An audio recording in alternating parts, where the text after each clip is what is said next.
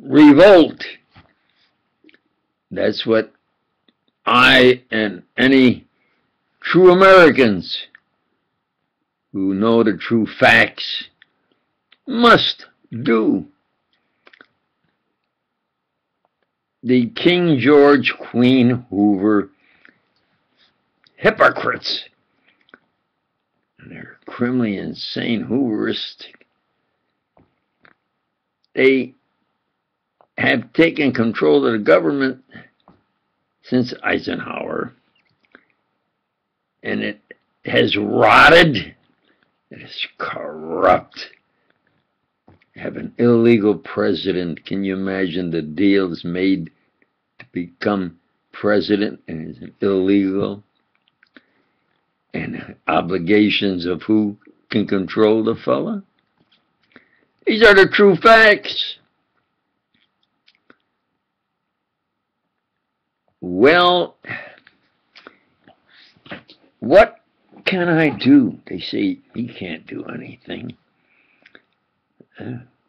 They openly, they say, yeah, we're Hooverists. And they have at the top, they have a circle, and they say, well, let's do this. And they appropriate the money, or they get the money, and it's a money racket operation. And they say, we're getting paid to do whatever the ones in the circle jerk orders to. So from the top on down, it's corrupted. And they say, hey, we hit you and you pay for it. Yeah, as long as we get paid, that's what we're going to do. And they openly are Hoovers. Openly. Us, we're the government, and we operate in the U.S. as Hooverists to control by gun. Oh, you think of the assassinations and murders and so forth, huh? Fixed to rigged elections. You have the choice of voting for the lesser of the two evils. Isn't that what the situation is? Where 52% at least say that the U.S. system is corrupted. They don't believe in it anymore. About 50% of the people don't even vote. So if I or you, we could get 40% of that 50%, we would win any election of an honest, good, real representative for us. Instead of this King George, Queen Hoover hypocrisy. Hoover was an immoral pedophiliac. Assassinations, genocide of Americans.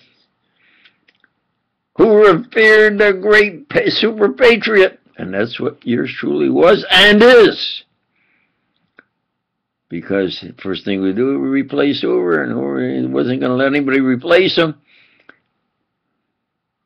Robert Kennedy would have, and what happened to Robert Kennedy? Nobody can tell me about the Robert Kennedy story.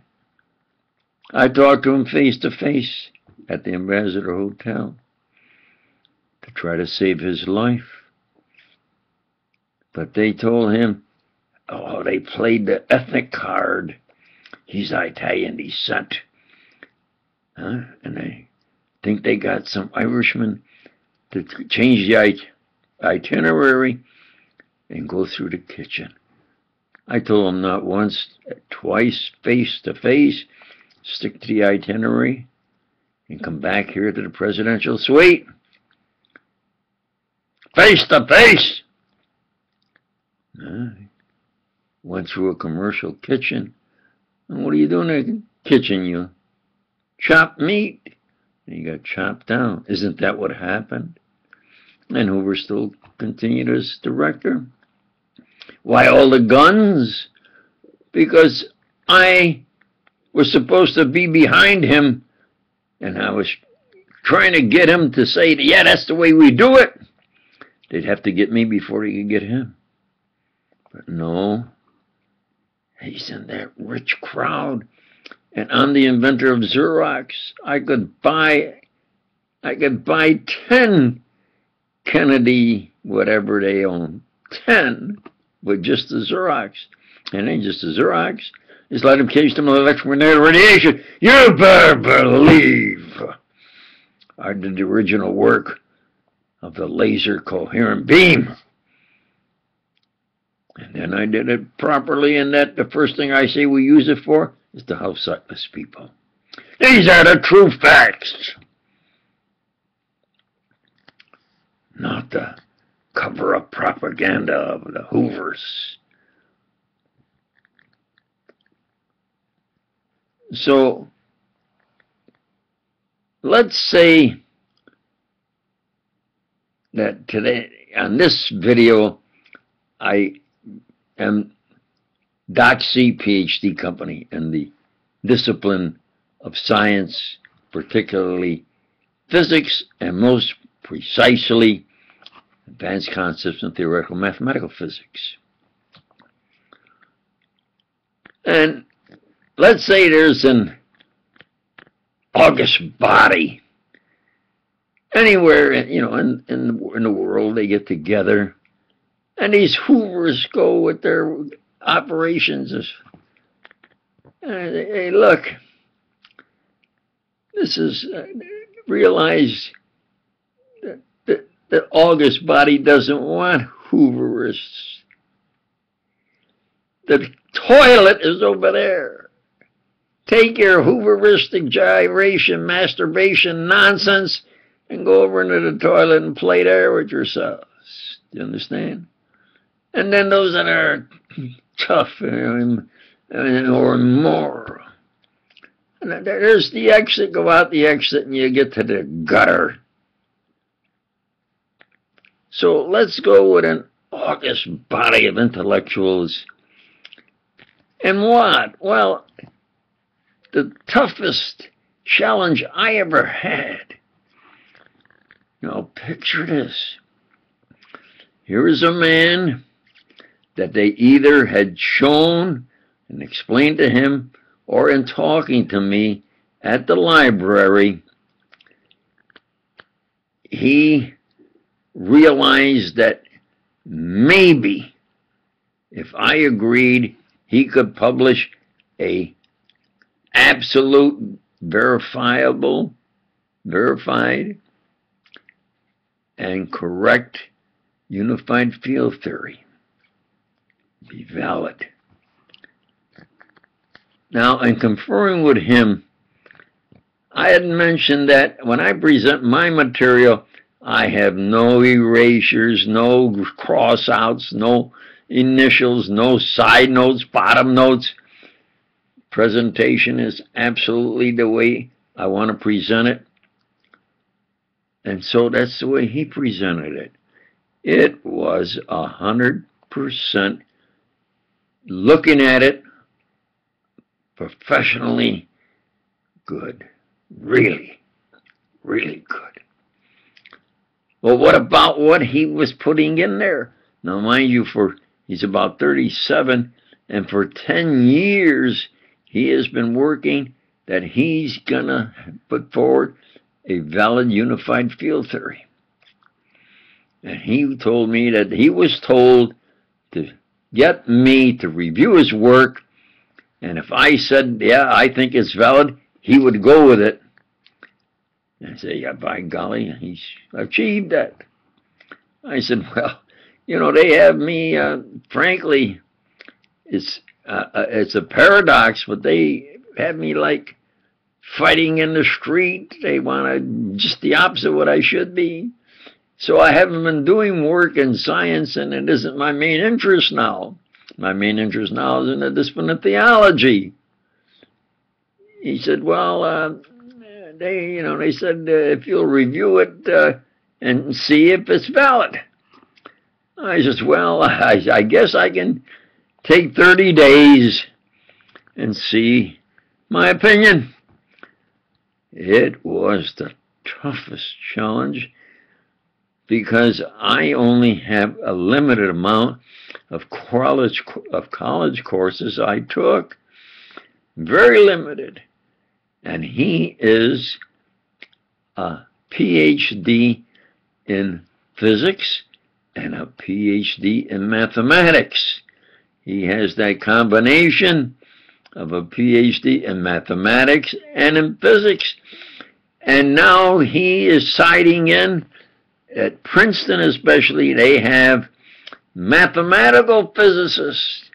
They say the best you can obtain is by a mathematician physicist. This is Einstein's using a mathematical schema. You see. So he took and went by how I mentioned I worked with my laser beam, step by step, until I resolved it. And that's the way he went at it. It was brilliant. Each step he took was absolutely correct, concise, to the point, valid, before he moved up to the next step, and the more difficult mathematics and physics. And so I realized his thinking was similar to mine. You think back, there's no errors. So any of the work he achieved was valid. And he'd take the next step with the next more difficult mathematics. And of course, I never took solid geometry, so I had to study and understand his solid geometry. And I never took integral calculus, so I had to study not only differential calculus, the differential calculus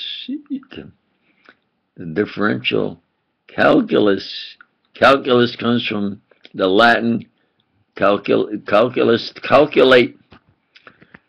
If I recall, Galileo's father's brother was in a monastery, and he told Galileo, I calculate. In Latin, it's calculus. He was calculating calculus, taking the first derivative and trying to pinpoint where a certain moon would be as it circled a planet or whatever, you see? And so it was calculus. I taught myself what calculus really is. Because I said, my golly, look at that. They got a book, pages of, especially those trigonometric identities. You got to memorize all of those. What is this, a super memory course? Why not you have the book and you look in the book of if you need one of those identities.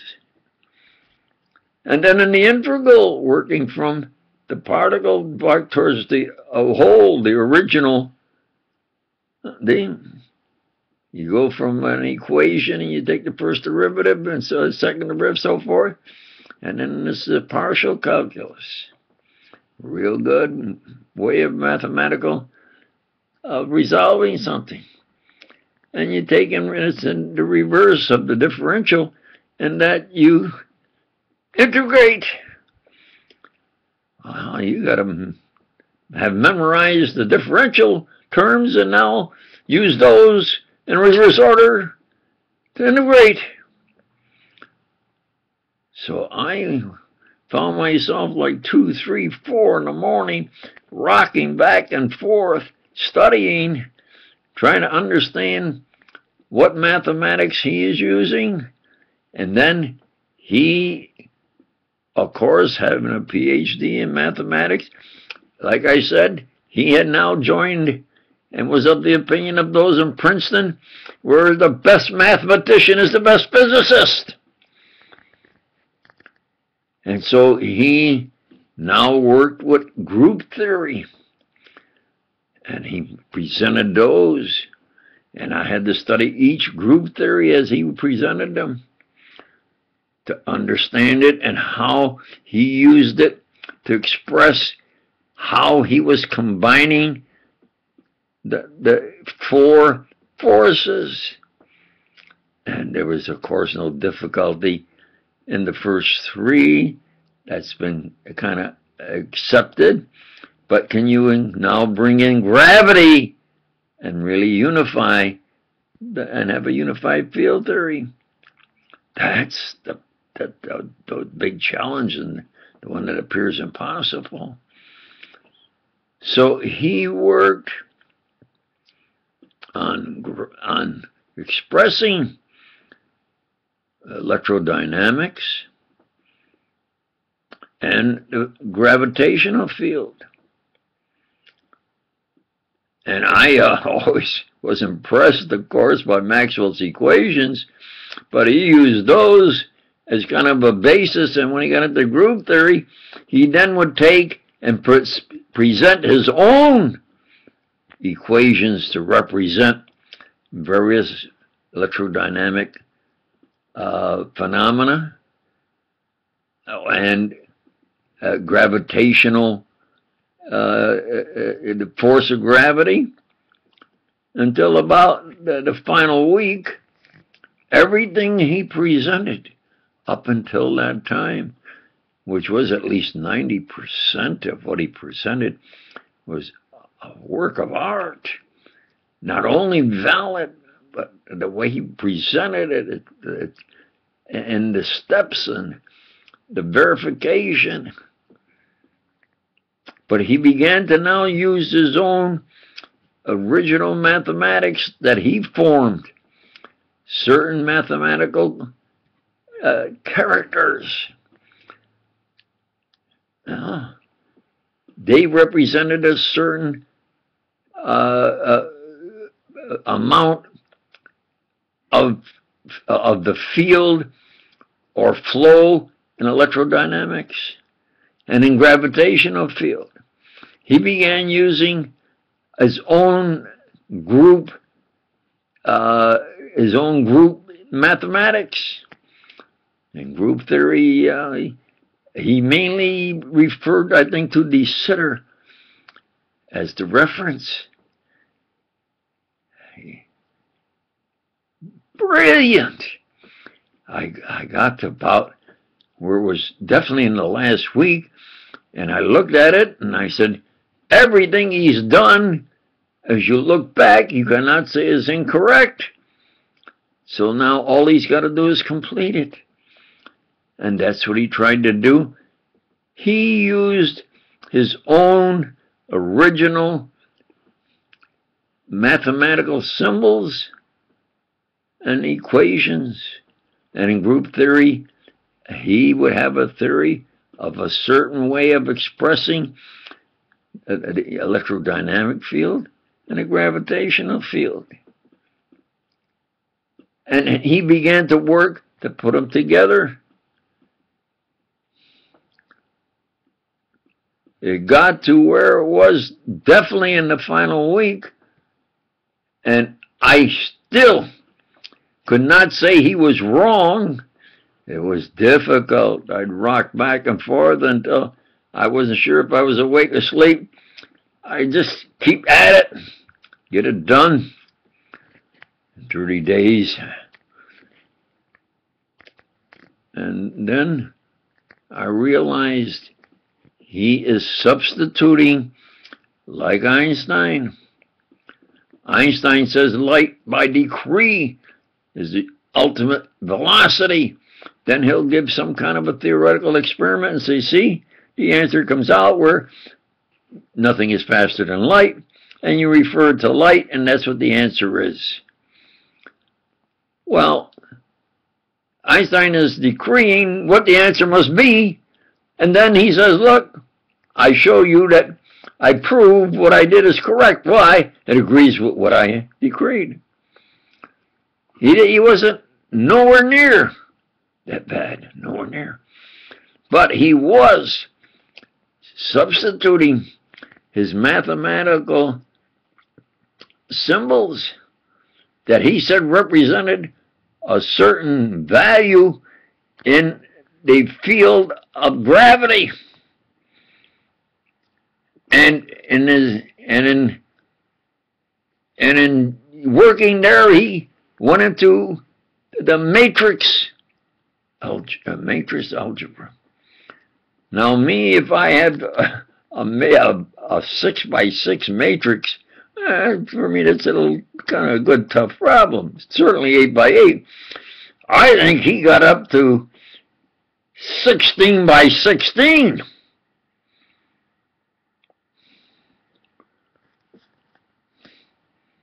It was almost overwhelming, the amount of mathematics he was presenting of his work and what it represented. But as you look back, it still was valid. I could not say it was incorrect.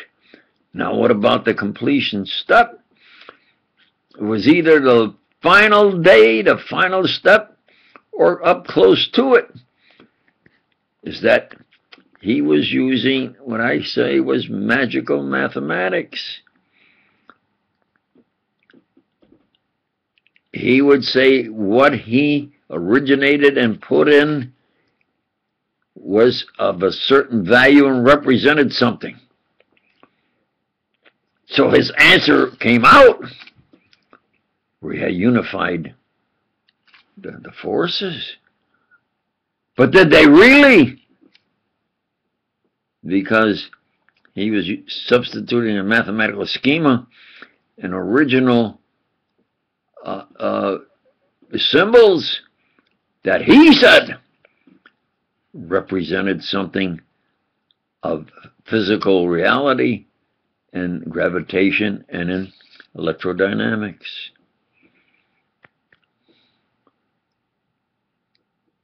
Was that correct? I only found one expression that I said, no, you're using magical mathematics. One expression for sure in all his work. But there were others, and I only had so much time. There were others that I say he maybe took an author's liberty, but it was brilliant work that he would go through that step by step and make sure, and then say, this is the answer. And I say it's valid. And I said, your answer is not valid because you have used a little magic mathematics, that the symbol you say is a symbol of, as far as a force and the value of a force and how you integrate it. So it will come out where, yeah, it appears valid because you have already said it is valid. Do you understand? And when I told him and he looked at me, he immediately agreed. He says, yeah, I'll have to. He figured, hey, he's not going to spend another 10 years. He says, well, when I get time, maybe I'll redo it. You understand? So this is, in the world, intellectuals, an august body of intellectuals. That's who I am. We are. So I always say, upward and forward. And I want to keep these videos definitely from 15 minutes to 30 minutes. And I now say that let's go by that upward and forward And the other ones, oh, cripe. I mean, it's uproarious. The King George, Queen Hoover, hypocrisy. So, upward and forward. And I thank you.